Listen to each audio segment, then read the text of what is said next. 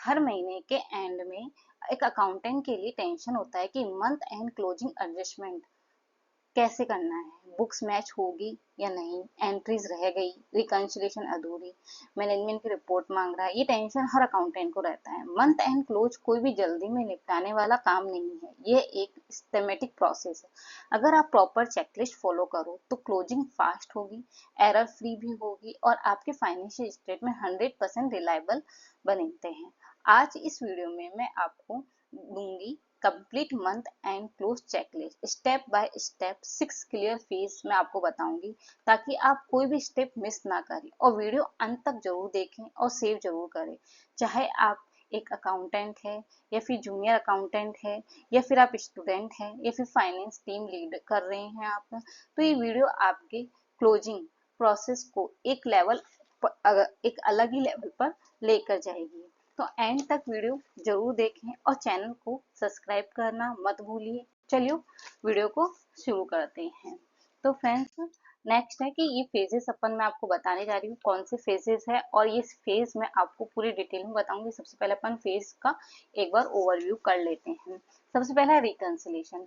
Bank receivable payable match करना होता है। और दूसरा फेज है एडजस्टमेंट एंट्रीज, अक्रूवल, ड्रेफरल, डेफर्ड जो भी एंट्रीज होती है, डेप्रिसिएशन, ये प्रीपेड जो भी एक्सपेंसेस वगैरह होते हैं वो सबका एडजस्टमेंट एंट्रीज होती है। सब लेजर जैसे like payroll, fixed assets, inventory, liabilities. Revenue recognization, revenue को सही पीरियड में रिकॉर्ड करना। फेज 5 है financial statement and analysis, statement बनाओ और एनालाइज करो। Phase 6 reporting, compliance, backup, final review. Report share करो और क्लोज करो। अब एक एक फेज को हम डिटेल में देखते हैं। सबसे पहला फेज है रिकंसिलिएशन। फेज फर्स्ट है रिकंसिलिएशन, ये फाउंडेशन है। अगर रिकंसिलिएशन गलत तो पूरा स्टेटमेंट गलत। बैंक रिकंसिलिएशन कैसे अपन रिकंसाइल करते हैं, बैंक स्टेटमेंट रिव्यू और रिकंसाइल करो। बुक का बैलेंस बैंक के बैलेंस से मैच होना चाहिए। आउटस्टैंडिंग चेक्स है और डिपॉजिट वेरीफाई करो। जो चेक्स अभी क्लियर नहीं हुए हैं और जो डिपॉजिट अभी क्रेडिट नहीं हुए उन्हें आइडेंटिफाई करो। एक टिप्स जो इसके लिए मैं आपको देना चाहती हूँ, रिकंसिलिएशन में सबसे कॉमन इश्यू होता है टाइमिंग डिफरेंस और बैंक चार्जेस टू बुक करने में या एंटर करने में रह जाते हैं, तो इनको ध्यान से आपको देखना चाहिए। Account receivable, receivable account reconcile करो। कस्टमर लेजर और कंट्रोल अकाउंट्स मैच करना होगा। अलाउंस और डाउटफुल अकाउंट्स वेरीफाई करो। जो कस्टमर पे नहीं करेंगे या उनके लिए प्रोविजन रखना है या नहीं, ये आपको चेक करना होगा। अकाउंट पेबल, पेबल रिकंसाइल करो। वेंडर लेजर और कंट्रोल अकाउंट मैच करो। रिकॉर्डेड एक्सपेंसेस की एक्यूरेसी कंफर्म करो। सब एक्सपेंसेस सही अमाउंट और सही पीरियड में रिकॉर्ड हुए हैं या नहीं, ये आपको चेक करना होगा। तो पूरे फेज 1 का मतलब कैश, कस्टमर और वेंडर तीनों का डाटा एकदम एक्यूरेट होना चाहिए। एडजस्टमेंट जनरल एंट्री, फेज 2 है एडजस्टमेंट जनरल एंट्रीज। यही वो फेज है जहां अक्रूवल काउंटिंग का असली काम होता है। बुक का सही पीरियड के हिसाब से एडजस्ट करते हैं। जनरल एंट्रीज, अक्रूवल या रेफरल के लिए एडजस्टमेंट एंट्रीज रिकॉर्ड करो। अक्रूवल जो एक्सपेंसेस इनकम हो गया लेकिन अभी रिकॉर्ड नहीं हुआ, जैसे अनपेड इलेक्ट्रिसिटी बिल। रेफरल जो पे या रिसीव हो गया लेकिन अभी अर्न या कंज्यूम नहीं हुआ, मतलब जो पे हो गया, रिसीव हो गया, दोनों में से कुछ भी हो गया लेकिन अभी अर्न या कंज्यूम नहीं हुआ है। फिक्स असेट्स पर डेप्रिसिएशन अपडेट करो। हर मंथ का डेप्रिसिएशन चार्ज रिकॉर्ड करो।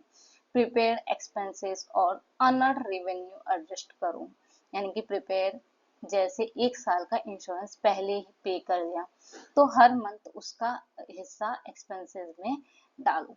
अनअर्न्ड रेवेन्यू, एडवांस मिला लेकिन सर्विस अभी नहीं दी तो जितना डिलीवर हुआ है उतना रेवेन्यू रिकग्नाइज करो। ये एंट्री से डिफरेंस बताती है cash basis and accrual basis में।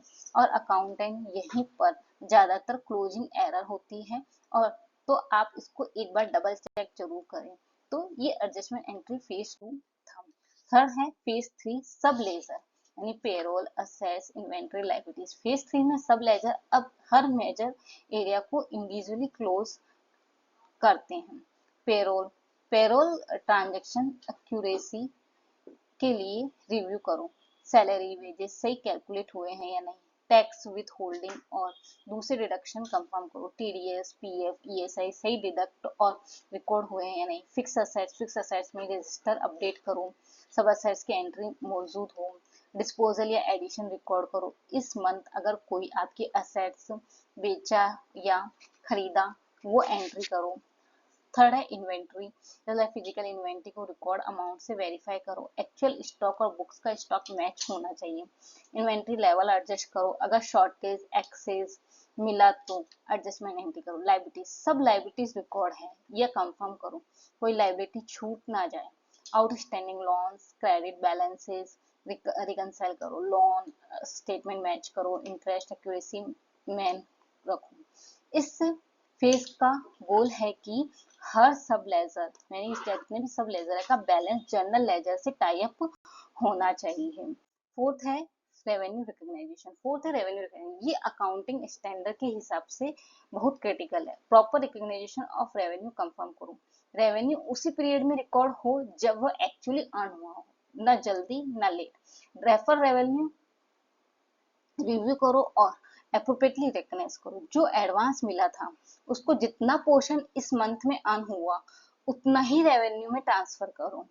ओके, मतलब डेफिनेट रेवेन्यू का मतलब ये होता है कि जो जैसे आपको कोई चीज का एडवांस मिल गया तो आपको उतना ही पोर्शन उन मंथ के हिसाब से रिकग्नाइज करना है जितना आपको आपने अर्न किया हो। ठीक है, याद रखना रेवेन्यू को गलत पीरियड में रिकॉर्ड करना, जैसे अगले महीने का रेवेन्यू इसी मंथ में दिखा देना, तो एक सीरियस मिस स्टेटमेंट है। और स्टैंडर्ड जो अकाउंटिंग स्टैंडर्ड जैसे कि इन एएस 15 एफआईआरएस 15 यही कहते हैं कि revenue when earn not when received. ठीक है, जब अर्न हुआ हो तब करना है, ना कि तब वो रिसीव हुआ हो तब करना है, अर्न हो गया तभी रिकॉर्ड करना है, तभी उसको रिकॉग्नाइज करना है। Phase 5 financial statement and analysis, phase 5 financial statement analysis के बारे में बताता है कि अब डाटा रेडी है तो स्टेटमेंट बनाओ, फाइनेंशियल स्टेटमेंट जनरेट करो, इनकम स्टेटमेंट जैसे like profit and loss account, balance sheet and cash flow statement, ये तीन स्टेटमेंट पूरी फाइनेंशियल पिक्चर देते हैं। एनालिसिस करना होता है इसमें, फाइनेंशियल स्टेटमेंट को ट्रेंड और अनोमल